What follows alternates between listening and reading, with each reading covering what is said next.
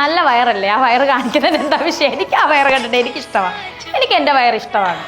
കാരണം ഞാൻ തുറന്നു പറയണം, എനിക്ക് ഓപ്പണായിട്ട് പറയാലോ, എല്ലാവരുടെ അടുത്തും എനിക്ക് അത് വയറ് ഞാൻ ആഫ്റ്റർ ഡെലിവറി എൻ്റെ വയറ് ഞാൻ ഒരുപാട് ഇഷ്ടപ്പെടുത്തും. കാരണം എൻ്റെ വയറ് ചാടിയിട്ടൊന്നുമില്ല. അങ്ങനെ ഒരു ചാടി ഇതിരിക്കുന്നതാണെങ്കിൽ ഞാനത് ഇടത്തില്ല, എനിക്കത് ഇണങ്ങത്തില്ല. വ്യത്യാസം മനസ്സിലാവും. ഞാനത് എൻ്റെ വയറ് ചാടി അല്ലെങ്കിൽ 2-3 വയറായിട്ട് അറിയാമല്ലോ, അങ്ങനെയുള്ളൊരു സ്ത്രീ ആണെങ്കിൽ ഞാനത് ഇടത്തില്ല, എനിക്കത് കംഫോർട്ട് കാണത്തില്ല. എൻ്റെ വയറിന് എന്താ കുഴപ്പം? എനിക്കൊരു കുഴപ്പമൊന്നും തോന്നിയില്ല, അതുകൊണ്ട് ഞാനത് ഇട്ട് വയറ് കാണിച്ചു. അതൊരു ഫോട്ടോഷൂട്ടാണ്. നമ്മുടെ അമ്മമാരൊക്കെ പണ്ട് സാരി ഉടുക്കുമല്ലോ, പിന്നെ സാരി ഉടുക്കുമ്പോൾ വയറ് കാണത്തില്ലേ? വയറ് കാണുന്നത് ഇത്ര വലിയ സംഭവമാണോ? വയറ് കാണാൻ ചടങ്ങ് വരെയില്ലേ? അപ്പൊ ഈ നെഗറ്റീവ് പറയുന്നതിനോടൊന്നും എനിക്ക് യാതൊരുവിധ എന്താ പറയാ മൈൻഡ് പോലും ഞാൻ ചെയ്യത്തില്ല.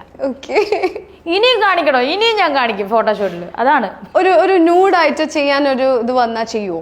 ന്യൂഡ് മീൻസ് സെമി ആണോ ഉദ്ദേശിക്കുന്നത്? എന്താ പലതരം ന്യൂഡ് കാണിക്കും എന്ന് പറഞ്ഞതുകൊണ്ട് ഞാൻ ചോദിക്കുകയാണ്. അല്ല, ഓരോരുത്തർ ന്യൂഡായിട്ടൊന്നും നമ്മൾ ചെയ്യത്തില്ല. നമുക്ക് ഇല്ല. രേണുസുതിക്ക് ഒരു ഇതുണ്ട്, ഒരു പരിധിയുണ്ട്, ഒരു സീമയുണ്ട്. സീമ എന്ന് പറഞ്ഞാൽ മറ്റേ ഒരു അതിരുണ്ട്. അതിൽ നിന്ന് ഞാൻ ചെയ്യും.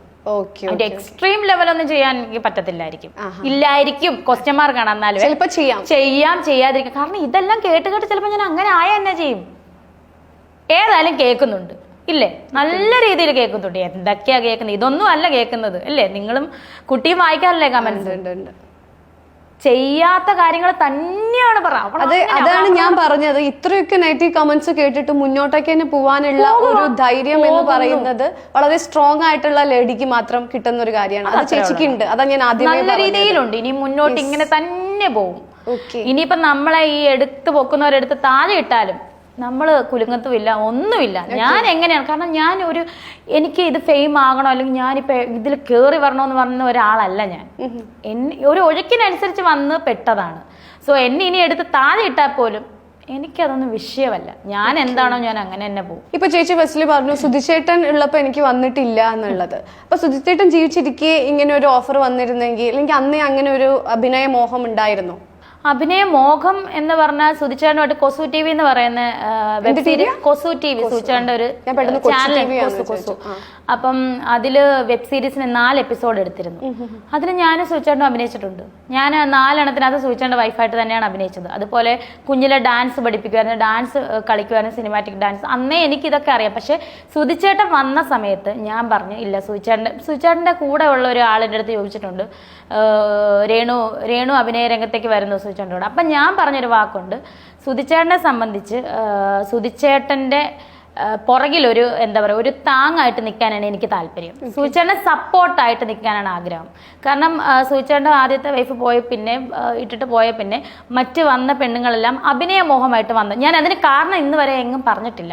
ഞാൻ എന്തുകൊണ്ടാണ് സപ്പോർട്ടിങ് ആയിട്ട് ഏതൊരു പെണ്ണുങ്ങൾക്കാണെങ്കിലും കല ഉള്ളിലുള്ളവർക്ക് അവർക്ക് മുന്നിൽ വരണം, അല്ലെങ്കിൽ ക്യാമറയ്ക്ക് മുന്നിൽ ഒരു സിനിമയെങ്കിലും അല്ലെങ്കിൽ ഒരു ഡാൻസെങ്കിലും മറ്റുള്ളവരുടെ മുന്നിൽ കാണിക്കണം, കളിക്കണമെന്ന് ആഗ്രഹമുള്ള ആളാണ്.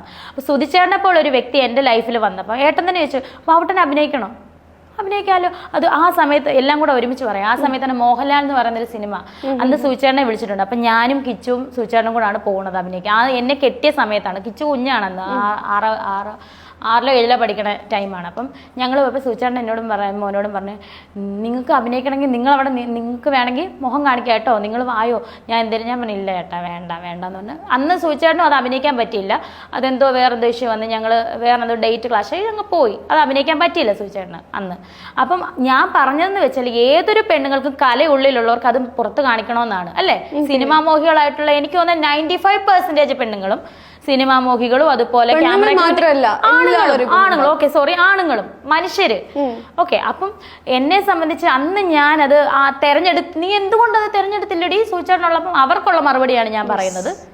സുധിച്ചേട്ടന് ആദ്യത്തെ വൈഫ് ഇട്ടിട്ട് പോയപ്പോൾ അവർ ഇട്ടിട്ടോ അതെന്തോ ആട്ടെ അവർ വേർപിരിഞ്ഞു, അതല്ലെങ്കിൽ സുധിച്ചേട്ടൻ്റെ മകനെയും വിട്ടു പോയപ്പോൾ വേറെ ലൈഫ് തേടി പോയപ്പോൾ അവരിപ്പം നമുക്ക് പറയാൻ പറ്റില്ല, കാരണം അവർ ഈ ലോകത്തിലില്ല. സോ അവരുടെ ആത്മാവിന് നമുക്ക് നിത്യശാന്തി കിട്ടട്ടെ. സുധിച്ചേട്ടൻ്റെ അവരുടെ ആത്മാവിന് വേണ്ടിയിട്ട് ഞാൻ സത്യമായിട്ട് പ്രാർത്ഥിക്കാറുണ്ട് കേട്ടോ. 2 പേർ ആത്മാവിന് വേണ്ടിയിട്ട് പ്രാർത്ഥിക്കാറുണ്ട്, നിത്യശാന്തിയും കിട്ടട്ടെ. അപ്പോൾ അതുപോലെ ഞാൻ പറഞ്ഞു വന്നത് അന്ന് അവർ പോയപ്പോൾ, ആ ഒരു സ്ത്രീ പോയപ്പോൾ പിന്നീട് വന്നവരെല്ലാം വന്നിട്ടുണ്ട്. എന്നെ കെട്ടാവോ, ഞാൻ മോനെ നോക്കാം, വന്നിട്ടുണ്ട്, ഒരുപാട് പേര് വന്നിട്ടുണ്ട്.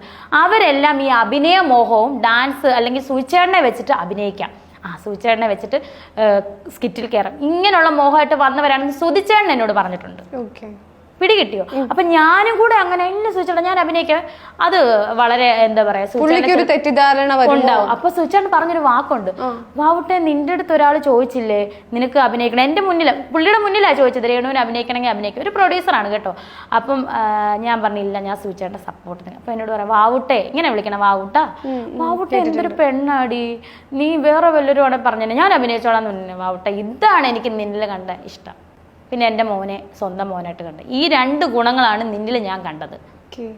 ഞാൻ പറഞ്ഞത് മനസ്സിലായോ?